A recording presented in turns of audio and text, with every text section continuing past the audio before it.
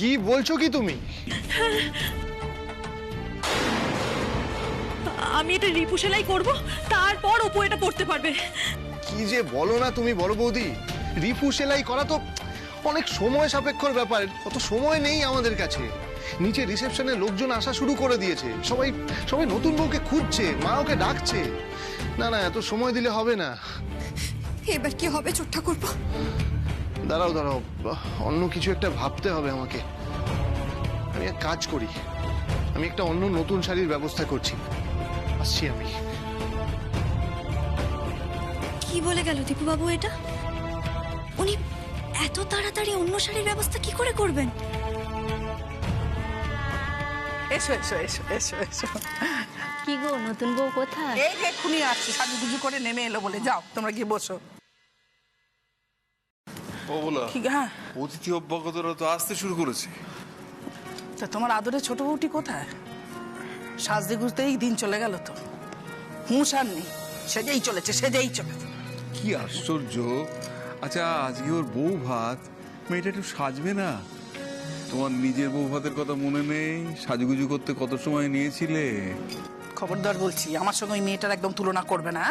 আমার সঙ্গে অযুতি মেয়েটা কোথাও এত দেরি করছে কেন?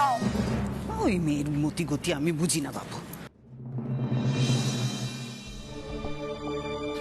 এই যে বড় বৌমা, সেজে বৌমা, কি হলোটা কি?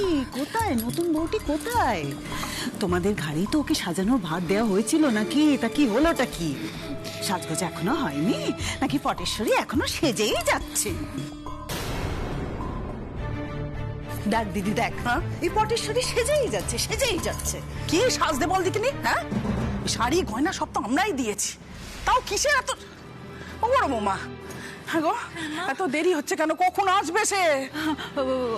অপু, অপুর হয়ে গেছে মা, আর কিছুক্ষণ, আর 10 মিনিটের মধ্যেই, 10 মিনিট। বর্দি ভাই আর সুপর্ণা মিলে কি এত কথা বলছে মা মাসিমণির সঙ্গে? আমি যে অপুর রিসেপশনের শাড়িটা কেটে ফেলেছি, সেটা ওদের অপু বলে দেয়নি তো? ওরা আবার সেটা মাকে বলে দিল না তো? সর্বনাশ হয়ে যাবে তাহলে। আরে বাবা, এত দেরি করছে কেন বলো তো? হ্যাঁ, এই লোকেদের প্রশ্নের বানে আমি জর্জরিত হয়ে যাচ্ছি। বউ কোথায় গেল, বউ কোথায় গেল, আমার মুখে থুতু উঠে যায়। ওগো শুনছো? হ্যাঁ শুনছো? আমি বলছি কি, আমি ঘরে যাচ্ছি, আমার আর ভালো লাগছে না। এই সকলের প্রশ্নের উত্তর দিতে দিতে না আমি ক্লান্ত হয়ে গেলাম। আমি ঘরে গেলাম, ভালো লাগে। মশাই,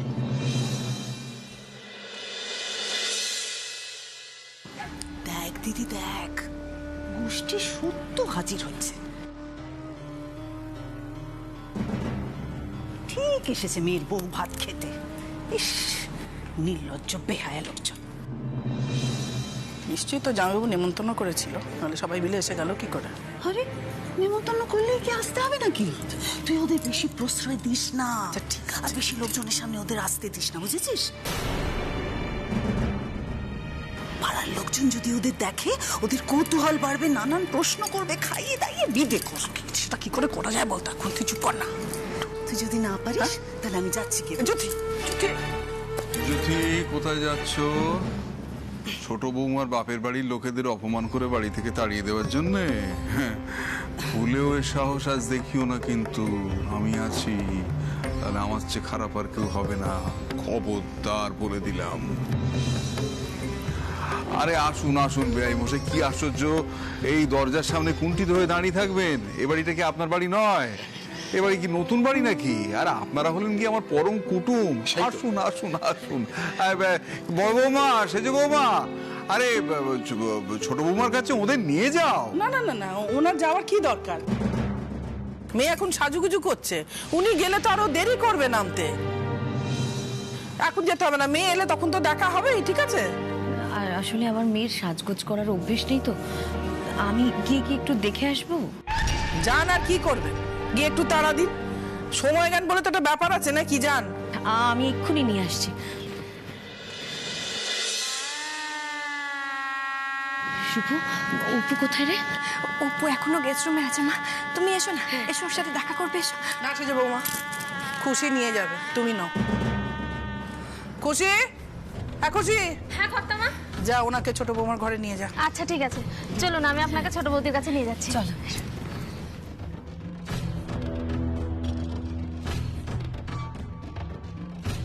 বেয়ান, আমি বলছিলাম কি যে আপনার সঙ্গে আমার একটু জরুরি কথা ছিল আগে, তা আপনি যদি একটুখানি সময় আমাকে দেন, একটুখানি। আপনি কি ভেবেছেন আমার দিদির সময় খুব সস্তা? তিনি এখন আপনার সঙ্গে বসে খোশ গল্প করবেন, তাই না? না না, ছি ছি ছি ছি ছি, সে কি?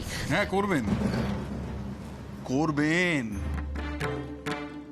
অবলা ওর সঙ্গে গল্প করবেন দরকার হলে। আরে মশাই, এ কি আপনার মুখের চিন্তার ছাপ কেন? তোর মশাই, আর আপনার ছোট মেয়ে দুদিনে আমাদের সবার মন জয় করে নিয়েছে, চিন্তা কিসের? অবলা যাও, সুবীরবাবু কি বলতে চান ওর সঙ্গে ভালো করে জমিয়ে কথা বলে এসো। যাও যাও যাও যাও, যান যান যান যান যান।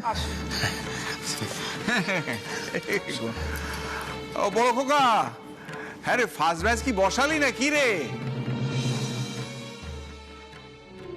ওই মেয়ে দুটোর বাবা কি এমন বলবে দিদিকে?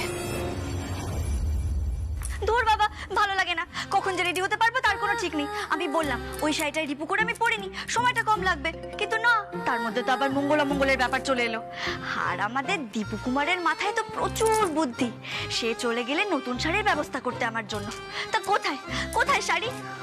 আমি শিওর আজ আন্টি ওয়ান আর আন্টি টু এর কাছে খুব করে ঝাড় খাবো। ভালো লাগে না। ও ছোট বৌদি, কে এসেছে দেখো গো। তোমার মাকে তোমার কাছে নিয়ে এলাম গো। তুমি তোমার মায়ের সাথে কথা বলো, বুঝলে? বাইরে অনেক কাজ আছে, বেশি দেরি করলে আমার কর্তমা খুব বকাবকি করবে।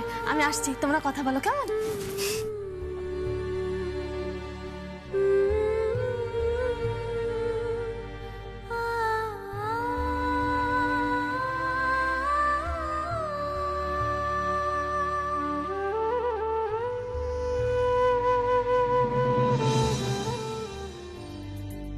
আসুন, বলুন কি বলবেন। বেয়ান, খুব বেশি কিছু বলার নেই আমার, সামান্য কয়েকটা জরুরি কথা একটু আপনার সঙ্গে সেরে নিতে চাই। তা কথাগুলো বুঝি সাজিয়ে গুছিয়ে এনেছেন? ছি ছি, এসব কি বলছেন বেয়ান? কেন এভাবে বলছেন আমায়? কেন কেন বলবো না? কেন বলবো না বলতে পারেন? হ্যাঁ, সেদিন আপনারা বিয়ে বাড়িতে ছিলেন না, আপনার ছোট মেয়ে যে কাণ্ডটা বাঁধালো, আপনি কোনো জবাবদিহি করতে পারেন? আপনি কোনো জবাবদিহি করতে পারেন না সুবীর বাবু। আপনি জানতেন যে আপনার ছোট মেয়ে এরকম একটা কাণ্ড ঘটাতে চলেছে, মুখার্জি বাড়ি ছোট বউ হতে চলেছে, সেই সব জেনে বুঝে আপনি টুক করে পরিবার নিয়ে ওখান থেকে কেটে পড়লেন? না না না না বেয়ান, না। হ্যাঁ হ্যাঁ, তাই তাই। আপনি জানতেন যে আপনার ছোট মেয়ে এরকম একটা কাণ্ড ঘটাতে চলেছে, তা সত্ত্বেও তাকে আটকানোর চেষ্টা করলেন না, নিজেরা চলে গেলেন। বেয়ান, আমার কথাটা একটুখানি শুনুন। আর কি শুনবো? সেদিন সবকিছু জেনে বুঝে আপনারা চলে গেলেন। বেয়ান, বেয়ান, বিশ্বাস করুন, আমি আর মান সম্মান খোয়াতে পারছিলাম না, আমি লজ্জায় চলে গিয়েছিলাম। হ্যাঁ, মেয়েটাকে টানতে টানতে নিজেদের সঙ্গে নিয়ে গেলেন না কেন? আটকালেন না কেন ওকে? আমাকে মার্জনা করবেন বেয়ান, আমি ওকে আটকাবার চেষ্টা করেছিলাম, আমার কথা বিশ্বাস করুন। আমি ওকে বাধা দিয়েছিলাম, ওকে বারণ করেছিলাম, কিন্তু কিন্তু কি কি? মা, তোমরা এসেছো, আমি ভাবতেই পারি তোমরা আসবে। কেন রে? তোর বাবা যে বললো আসবে, জানিস তো তোর বাবাকে মনে হয় কথার মানুষ। আমি কিছু জানতে চাই না মা, তোমরা এসেছো এটাই আমার কাছে অনেকটা।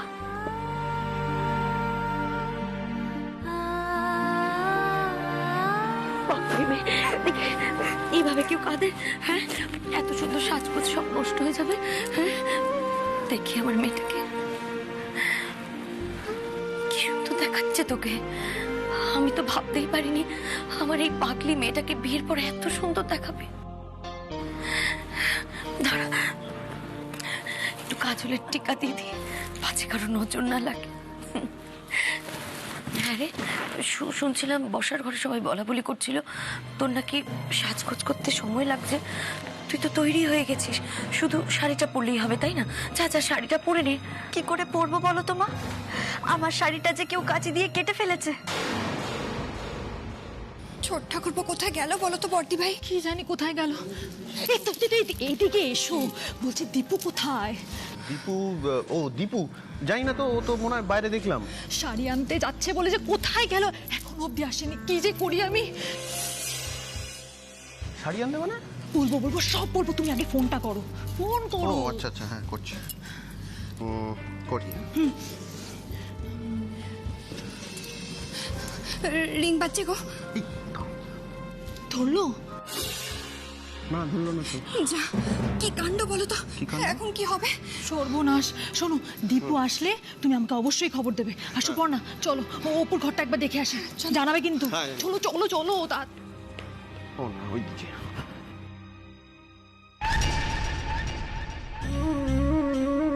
দীপু বাড়িতে নেই মানে? কোথায় গেছে দীপু?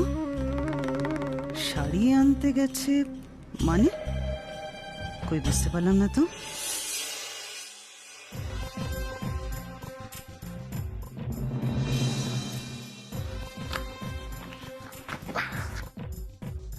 আচ্ছা দীপুদা, এইভাবে পাঁচিল টপকে লুকিয়ে এই বাড়ির পেছন দিক দিয়ে ঢোকার কি কারণ? বাপরে বাপ, এবার ধুতি টুতি পরে বউয়ের জন্য যে আর কি কি করতে হবে না। কিছু বলছিলে তুমি? বলো। বলছিলাম যে যে বাড়ির পেছন দিক দিয়ে পাঁচিল টপকে এই রাতে অন্ধকারের মধ্যে ঢোকার কি দরকার ছিল? তা কি বসার ঘরে সবার সামনে থেকে তোমাকে নিয়ে যাবো? এসব তোলো তোলো তোলো, সময় নেই, তোলো। আচ্ছা ঠিক আছে ঠিক আছে ঠিক আছে। আরে, একটা শাড়ি আনলেই তো ভালো হতো, এই এতগুলো শাড়ি আনার কোনো দরকার ছিল? আমার দোকানদার যদি জানতে পারে না একবার, তাহলে আমাকে একবারে প্রচন্ড বকা দেবে। আরে বাবা, তোমার দোকানদার, তোমার দোকানের মালিক কেউ কিচ্ছু বলবে না। যদি বলে আমার কথা বলবে, আমি কথা বলে নেবো, ঠিক আছে? আমার বউ শাড়ি নেবে, একটা শাড়ি দেখে নিয়ে নেবে? হ্যাঁ, নতুন বউ বলে কথা, 25-30টা শাড়ি দেখবে, বাজবে, তারপর পছন্দ করে নেবে, বুঝতে পেরেছো?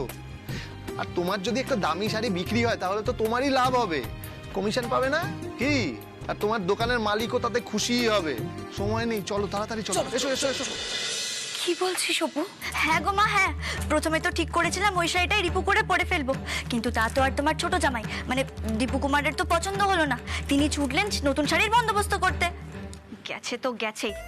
আমার কি মনে হয় জানো তো মা, উনি গেছেন তাঁতি ভাইয়ের কাছে তাৎকল থেকে শাড়ি বুনিয়ে নিয়ে আসতে। আরে বাবা, তাৎকল থেকে শাড়ি আনুক নাকি দোকান থেকে শাড়ি আনুক, তার জন্য ফোনটা তো তুলবে। ছোট ঠাকুরপো তো ফোনই তুলছে না রে অপু। বলছি, তুই কি কিছু জানিস যে ছোট ঠাকুরপো কোথায় গেছে? আমি জানতাম তোর এই করিত কর্মা ছোট ঠাকুরপো এরকমই করে একটা কাণ্ড ঘটাবে। ওদিকে তো আবার মা অস্থির হয়ে উঠেছে, নতুন বউ কেন এখনো এলো না? লোকজন আসা শুরু হয়ে গেছে, সবাই নতুন বউকে দেখতে চাইছে। আমি কি করবো, আমি কিচ্ছু বুঝতে পারছি। আর এই সব রাগটা এসে পড়বে অপুর ঘাড়ে।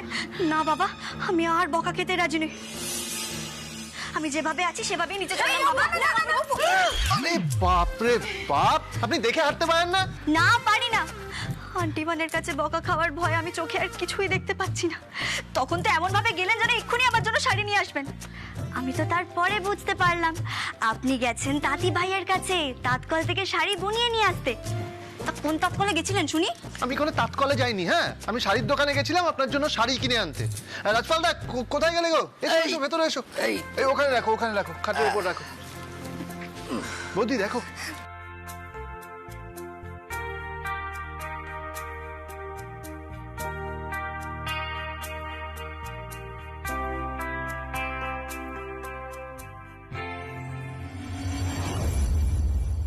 আসলে বেয়ান, ওই দীপুর বিয়ের কোণে তো চলে গিয়েছিল। এবার সবার কাছে দীপু হাসির খোরাক হয়ে উঠছিল। আমার অপু সেটা কিছুতেই হতে দিতে পারছিল না। আমাদের কথা ওকে কে ভাবতে বলেছিল সুবীর বাবু? সেটাই তো আমি ওকে জিজ্ঞেস করলাম। আমি ওকে বললাম যে তুই ভাবছিস কেন? শুধু আমি না বেয়ান, আমার 2 ছেলে ওকে বলেছে, আমার স্ত্রী বারবার করে বলেছে, বুঝিয়েছে, কিন্তু ও কারুর কথা শুনলো না। কেন এত অবাধ্য বলুন তো আপনার ছোট মেয়ে? এত অবাধ্য কেন? আপনারাই বাধ্য করে নিন বেয়ান। হ্যাঁ, আপনার চরণে যখন একবার ঠাঁই দিয়েছেন, আপনার মতো করে একেবারে তৈরি করে নিন, গড়ে পিঠে মানুষ করে নিন, এটুকুই আমার অনুরোধ। সেটা কিছুতেই সম্ভব নয় সুবীর বাবু। ও যা বেয়াদব, ওকে মানুষ করা আমার পক্ষে সম্ভব নয়। না, সম্ভব, সম্ভব বেয়ান, সম্ভব। আমি বাবা হয়ে বলছি সম্ভব। আচ্ছা, আমি ওকে বুঝিয়ে যাব। আমি এসেছি যখন ওর সঙ্গে দেখা করবো, ওর সঙ্গে কথা বলবো আমি। হ্যাঁ, ওনা চাকরি করতে চেয়েছিল বেয়ান। হ্যাঁ, ও নিজের পায়ে দাঁড়াতে চেয়েছিল। আমি ওর স্বপ্নকে মূল্য দিতে চেয়েছিলাম, কিন্তু ও বিয়ের মণ্ডপে দাঁড়িয়ে সবার সামনে বলেছে যে ও সংসার করবে, ও আর চাকরি বাকরি করবে না। এ কথাটা সবার সামনে দাঁড়িয়ে ও বলেছে। তাই বলেছে? সে তো আপনার মেয়ের মুহূর্তের খেয়াল। না না বেয়ান, আচ্ছা আপনার যদি তাই মনে হয় তাহলে আমি অপুকে ডাকছি। আমার সামনে দাঁড়িয়ে আপনি ওর সঙ্গে কথা বলে নিন, ওর মুখ দিয়ে আপনি ওকে বলিয়ে নিন যে মন দিয়ে সংসার করবে। আমি বলছি, আমার মেয়ে যদি একবার কথা দেয় না, ও কথার খেলাপ করে না। আমি তো অপুকে চিনি, আমি চাই আমার দুই মেয়ে এই বাড়িতে সুখে সংসার করুক, শান্তিতে সংসার করুক। অপু এই কথাটা আমার সামনে দাঁড়িয়ে আপনাকে দেবে। আমি আমি অপুকে ডাকছি। থাক থাক, ডাকার দরকার নেই, ওকে ডাকতে হবে না। বাবা, ওকে সামলানো কি চারটিখানি কথা নাকি? বাপরে বাপ, কখন কোথায় কি বেবাস বলে বসবে ভগবানই জানে। যা জেদ আপনার ছোট মেয়ের, ভবিষ্যতে যে আরো কি করবে সে ও জানে আর ঈশ্বর জানে। আপনি জানেন সুবীর বাবু, আপনি জানেন আপনার ছোট মেয়ে আমাকে কি বলেছে? কি বলেছে বেয়ান? আমাকে বেড়াল বলেছে, বেড়াল। হ্যাঁ, বলেছে আমার গলায় নাকি ও ঘন্টা বাঁধবে, আর ওই যে কি মাঠে হাঁড়ি ফাটিয়ে ফাঁস টাস কি হয় সেই সব বলেছে আমাকে, জানেন? মানে অপু এসব বলেছে আপনাকে? অপুটা যে কি করে না। তাহলে আর আপনাকে কি বলছি আপনি বলুন। আচ্ছা বিয়ান, আমি তোর বাবা, আমি বাবা হয়ে ওর জন্য আপনার কাছে ক্ষমা চেয়ে নিচ্ছি। ওকে ওকে আপনি ক্ষমা করে দিন, হ্যাঁ, কিন্তু মার্জনা করে দিন। তবে দোহাই আপনার, ওকে আপনি দূরে ঠেলে দেবেন না। হ্যাঁ দীপু, এসব কি এত শাড়ি? মা, তুমি বুঝতে পারছো না এটা কি? এটা তো গন্ধমাদন পর্বত। তা আপনি ওখান থেকে একটা বিশাল্যকরণী এত বাজে না বকে একটা শাড়ি বেছে নিন না ওখান থেকে। ও দীপু, তুমি কি করেছো? গোটা দোকানটাই তো তুলে এনেছো। উদ্ধার করেছেন আমায়। দোকান থেকে একটা শাড়ি কিনে আনতে বলা হয়েছিল, উনি তো দোকান তুলে নিয়ে চলে এসেছেন। তা আমার পক্ষে কি সম্ভব ছিল আপনাকে দোকানে নিয়ে যাওয়া? নিয়ে গেলে না হয় আপনি নিজে পছন্দ করে আনতেন। যখন নিয়ে যেতে পারিনি, তাই শাড়ির দোকানই নিয়ে চলে এসেছি।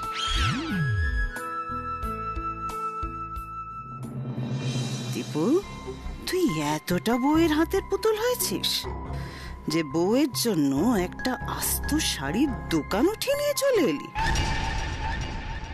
কিন্তু দীপু, এতগুলো শাড়ি তুমি আনলে কেন? বুঝলেন মাসিমা, এই যে আমার পার্টনার রাজপালদা, আমাদের স্টেশন রোডে সবচেয়ে বড় শাড়ির দোকানের হিট সেলসম্যান। দাঁতটা না বের করে শাড়িগুলো দেখাও এবার, আর যাওয়ার সময় কিন্তু খেয়ে যাবে।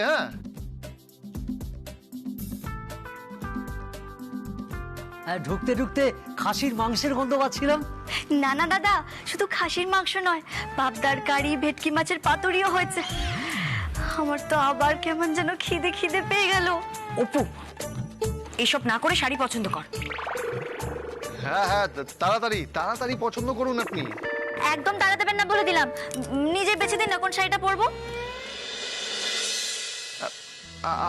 আমি আমি আমি কি বেছে দেব? এখানে বড় বৌদি আছে, সেজ বৌদি আছে, মাসিমা আছে, ওনারাই বেছে দিক না। আমি যাই। হ্যাঁ, না না, আপনি বেছে দিন।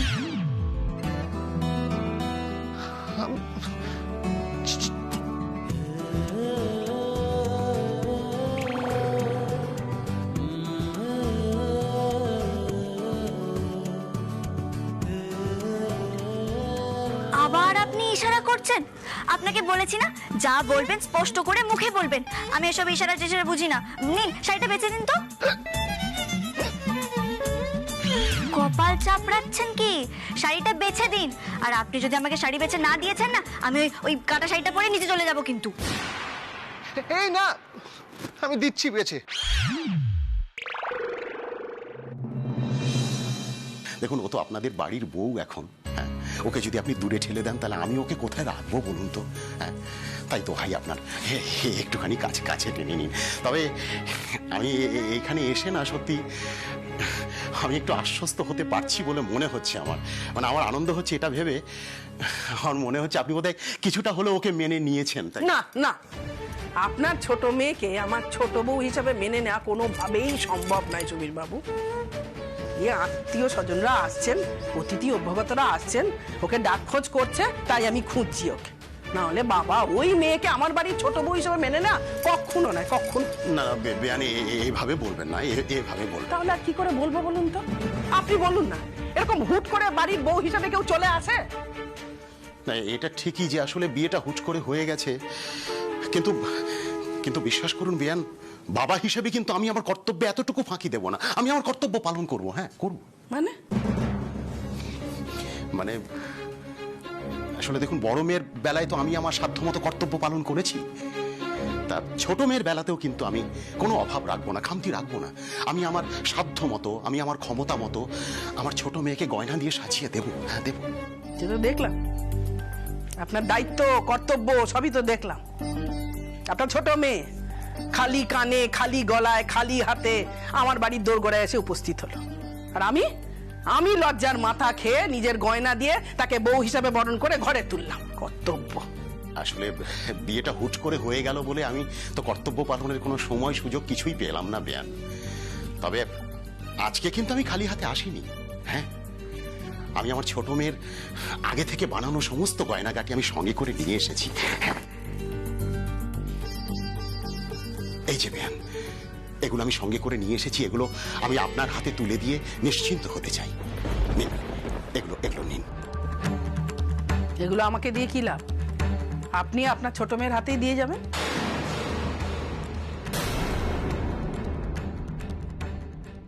উফ বাবা, নিজের তো মাথাটা খারাপ, আমার মাথাটাকেও খারাপ করে ছাড়বে। দাঁড়ান। কি? আমার মাথা খারাপ? দেব না একটা? এই অপু, কি হচ্ছে নাকি? ভালো হয়েছে, বকা খেয়েছেন, বেশ হয়েছে। ও দীপু, শাড়িটা পছন্দ করে দাও না গো, আমাদের সামনে আর লজ্জা পেতে হবে না। লজ্জা? বড় বৌদি, এই মেয়েটা না আমার লজ্জার মাথা খেয়ে ফেলেছে। এখন আর আমি ওসব লজ্জা টজ্জা পাই না। তাহলে তো হয়েই গেল। না, একটা শাড়ি পছন্দ করে দাও। সেজে বৌদি, দেখি একটু, দেখি, দেখুন এটা পছন্দ কিনা দেখুন। পছন্দ না?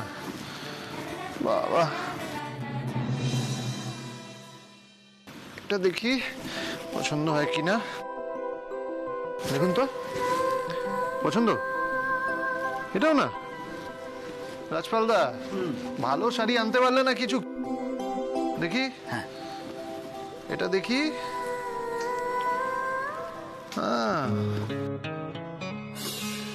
এটা পছন্দ হয়েছে।